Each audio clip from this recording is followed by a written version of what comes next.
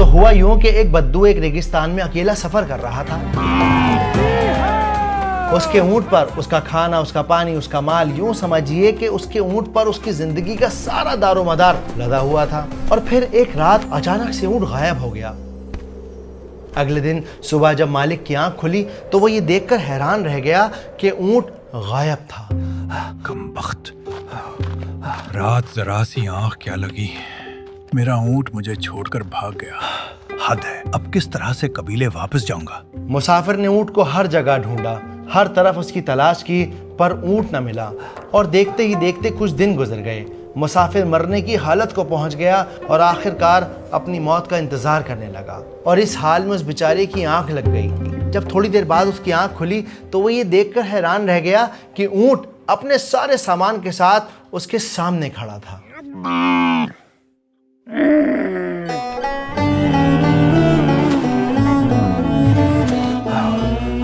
اونٹ کو دیکھ کر بدو کے جسم میں بجلی دوڑ گئی۔ وہ اپنی تھکان، اپنی پیاس، اپنی تکلیف سب بھول کر پاگلوں کی طرح جھومنے ناچنے لگا اور اس جذبات میں خوشی میں اللہ کا شکر ادا کرنے لگا۔ لیکن اس کی خوشی اتنی زیادہ تھی کہ وہ کہنے لگا، اے اللہ تو میرا بندہ ہے اور میں تیرا رب ہوں۔ اے اللہ، اللہ تو میرا بندہ ہے، میں تیرا رب ہوں۔ او اللہ، تو میرا بندہ ہے، میں تیرا رب ہوں۔ او اللہ۔ اللہ کے نبی صلی اللہ علیہ وآلہ وسلم نے جب یہ واقعہ سنایا تو آپ نے بتایا کہ اس بدو کی خوشی کی انتہا اس حد تک پہنچ گئی کہ اس کی زبان لڑکھڑا گئی اور وہ یہ سمجھ نہ سکا کہ وہ کیا بول رہا ہے اور کیا نہیں بول رہا۔ نبی پاک ہمیں بتاتے ہیں کہ جب کوئی انسان اپنے گناہوں کی معافی مانگتا ہے تب اللہ سبحانہ و تعالیٰ اس بدو سے بھی زیادہ خوش ہوتے ہیں۔ پتہ ہے شیطان کا سب سے بڑا وسوسہ کیا ہے؟ کہ جب ہم کوئی غلطی کرتے ہیں نا تو شیطان ہمارے پاس آ کر کہتا ہے، ارے بھیا تم تو بہت بڑے پاپی ہو، اتنا بڑا تم نے گناہ کر دیا ہے کہ اب کسی صورتحال تمہاری مغفرت نہیں ہوگی۔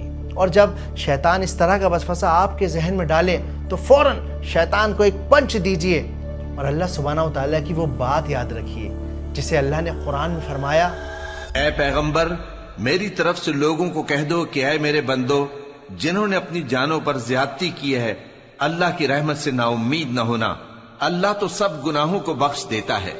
تو اس سے پہلے کہ آپ کو اور میرا وقت ختم ہو جائے، چلیے اس ذوالحجہ شیطان کو بھگائیں، اللہ کو منائیں اور اپنے گناہوں کی معافی مانگیں۔ اس ویڈیو کو آگے تک شیئر کیجیے تاکہ اور لوگ اس سے فائدہ اٹھا سکیں۔ اللہ حافظ۔